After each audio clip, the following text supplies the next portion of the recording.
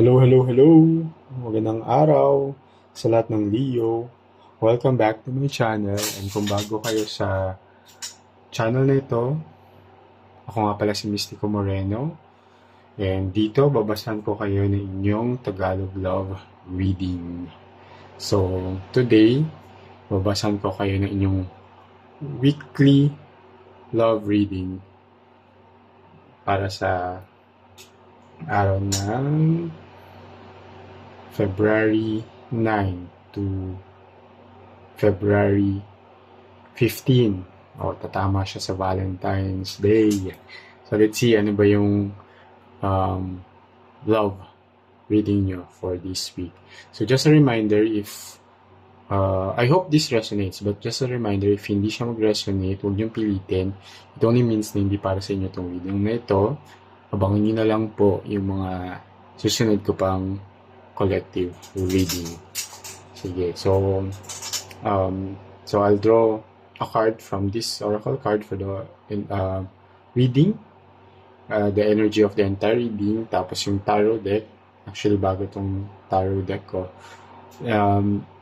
would be the details, and the last oracle deck is for the advice from the universe.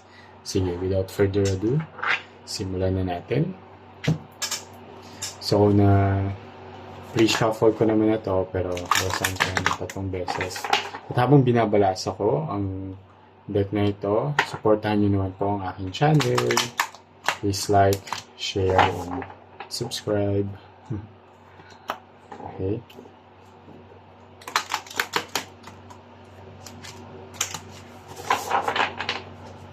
Ayan. Okay, so since February ngayon, I'll pull the second card. Get into the energy vortex. Trust your higher consciousness. Okay, so anong ibig sabihin ng card na to? So, get into the energy vortex, trust your higher consciousness. God sleeps in the rock, dreams in the plant, steers in the animal, and awakens in man. So, it's a quote from Ibn Arabi. And the reflection says, the great mystic Ibn Arabi is referring to the flow of life as the sacred beauty that every heart longs to behold. Each expression of life harbors a wondrous flowering that invites us to blossom into creation. This oracle assures you that many new experiences, opportunities, energies, and growth possibilities are available to you. All you need do is to leave the limits of your perceived safe ground. Know that you are never alone. The only way to participate in the new is to get out of the routine of old energies and pathways that breed weariness. Break through the veil with a bold move and awaken into a new person. Now is the time to make a change, create something new, or head in a fresh direction. As you blossom in the unique flavors and colors of the treasures of your potential, you will feel the warmth and nearness of the guidance of the spirit surrounding you. Be open and have the total trust that your heart will lead you to growth, possibilities that will awaken you into creating a new and ever happy self. And your mantra would be, I am free of any habits that obstruct my growth. I change my intentions to experience the fun of being creative and developing my abilities. So, yung sinasabi ng card na to is to, ayun nga, yung mga old habits, old patterns, old attachments, styles ninyo, yung mga kailangan nyo i-heal nyo na, yung mga old ways na yan, kailangan nyo na siyang alisin sa buhay nyo so you can move forward. And if, since this is a love reading, weekly love reading, so yun yung kailangan yung ayusin so that love will flow and love will enter your life. Lalo na this week, linggo ng mga puso, diba? So, tingnan natin yung detalye ng reading na to. So, yan. Bago tong card, natutuwa ako. So, let's see. Pupul ako ng 8 cards for this weekly reading. So, second card, Queen of Swords, Ten of Pentacles, Ten of Wands, Two of Pentacles, Knight of Cups,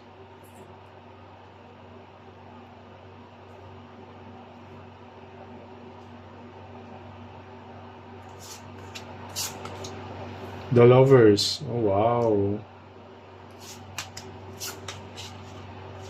Five of Pentacles and Ten of Cups. Okay, this is a happy reading. Okay, so nag-start siya sa Queen of Swords and ended with Ten of Cups. And there's a strong Gemini energy sa reading na to. And some Earth energy as well. Virgo, Taurus, and Capricorn, but very strong in Gemini energy. However, doesn't have to. Pwedeng yung person yung other signs. Ito lang yung mga mas strong sa reading nito. Okay, sige. Interpret natin. So, Queen of Swords. Okay. So, Queen of Swords is card of optimism and very positive lang itong week na to when it comes to love. And nandyan yung Ten of Pentacles, which is a card of stability and windfall and settling down. So, if you're currently in a relationship or you're on a dating stage, so walang magiging issue this week. So that's good, di ba? And leading to Valentine's Day, di ba? Masaya na walang mga issue, walang tampuhan, walang eme-eme, di ba? So, and then lumabas naman si Ten of Wands kasi there would be something so sabi ko, di ba, parang wala namang issue talaga that would really lead to anything na would ruin the Valentine's Day. And meron lang internal, hindi siya nasa sa'yo yun. Kaya yung main oracle card na lumabas is Get into the Energy Vortex. Diba? Kung ano nga yung mga kailangan mong baguhin sa sarili mo. Because that may block yung overall happiness ng week na to when it comes to love. Kasi something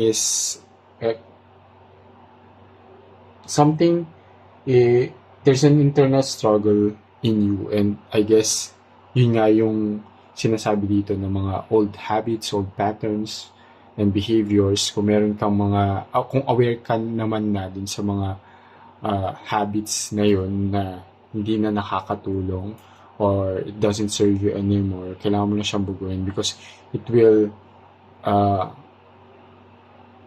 cause some internal struggle sa sarili mo na alam mo yun, wala nga kayong issue nung person mo, pero ikaw may issue ka sa sarili mo, di ba? And that might cause some hindi siya between you pero more on sa'yo na imbis na maging super happy ka this week sa week of Valentine, di ba? May nagbo-block para ma-feel mo yung full happiness na yun. Okay?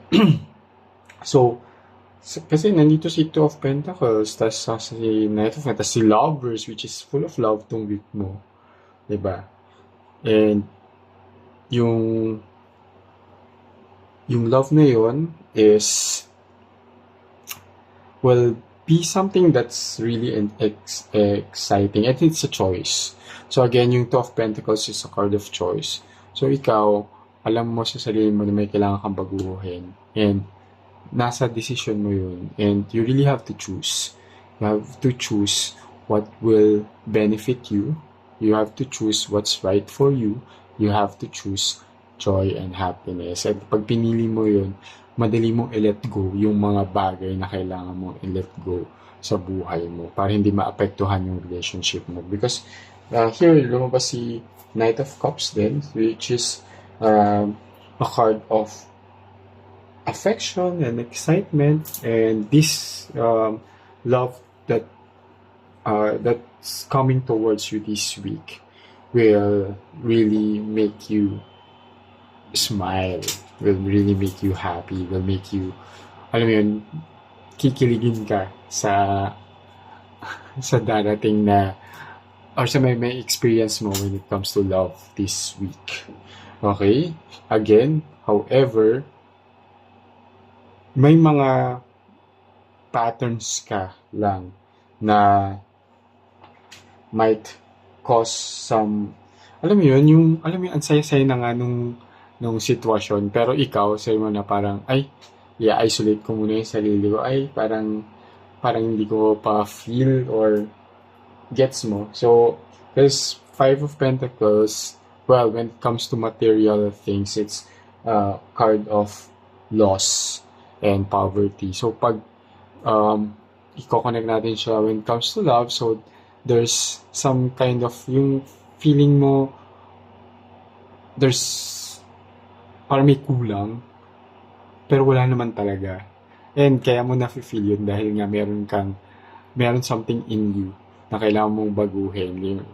Maybe how you think when it comes to love or how you behave pag nandiyan na yung love. Baka ikaw yung tipo ng person na pag nagiging intimate na yung relationship, parang ayoko, parang bigla kang na nagkakaroon ng fear tapos you'll run away, baka may ganun kang behavior, di ba? Parang avoidant tendencies, ganun.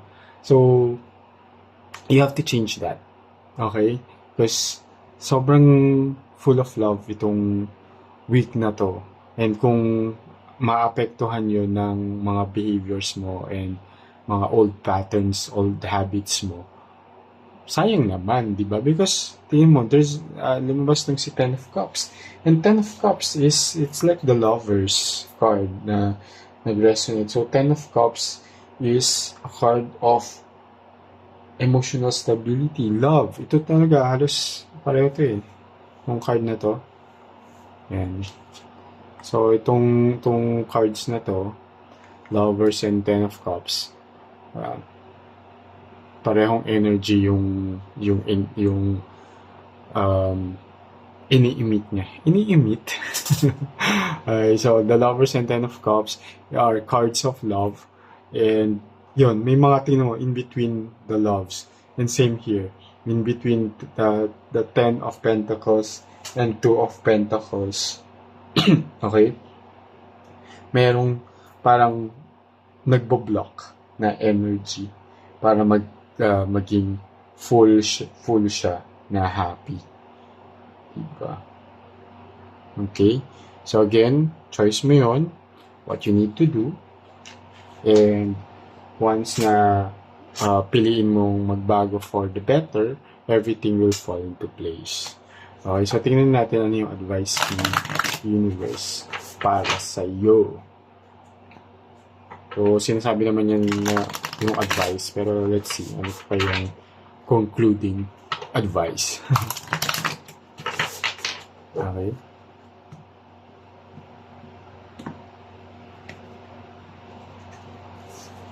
So, second card, friendship. Okay. So, dito, yung friendship, di ba? Full of love, sabi ko, di ba? Doesn't have to be, kahit romantic yung relationship ninyo, the energy of friendship still applies because, and,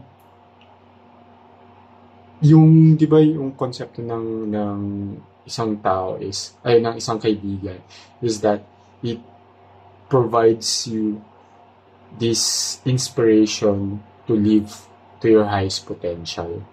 So it will nurture the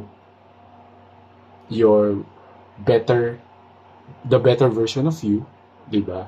So, kaya kung piliin mo magbago, this love will actually complement dun sa change na mangyayari sa buhay mo. Okay? So, and ito, tingnan, sinasabi dito sa oracle is, step 1 is to be a good friend to yourself. So, sige, basahin ko ng buo. An honest and true friend will hold your happiness above the friendship and will inspire you to live to your highest potential. Nurture friendships that will hold you accountable to your highest being and be a soft place to land if you stumble. Step 1 is to be a good friend to yourself. Take responsibility for being the best person you can be for your sake. O, diba? So, parang kino-confirm lang din ni itong friendship card yung energy nung oracle card wherein maging treat yourself as your own friend, diba? Paano mo ba tinitreat yung mga kaibigan mo? So, dapat ganun mo i-treat yung sarili mo. And if you support your friend, diba? Support yourself as well to dun sa change na kailangan mong baguhin. And everything will fall into place. Okay? So, sana nag-resonate itong weekly reading sa inyo. And, yeah, just use it as a guide. Again, hindi to universal truth. But, if you want to know more about your sa aspeto ng love, you can book a personal reading sa akin. Okay, nandyan naman sa baba yung sa description box yung email ko. So, kontakin nyo lang ako if feel nyo magpa-personal reading. Okay? Ayan, so maraming salamat. Muli, ako si Mystico Moreno. At kita-kits sa susunod na collective reading. Ingat!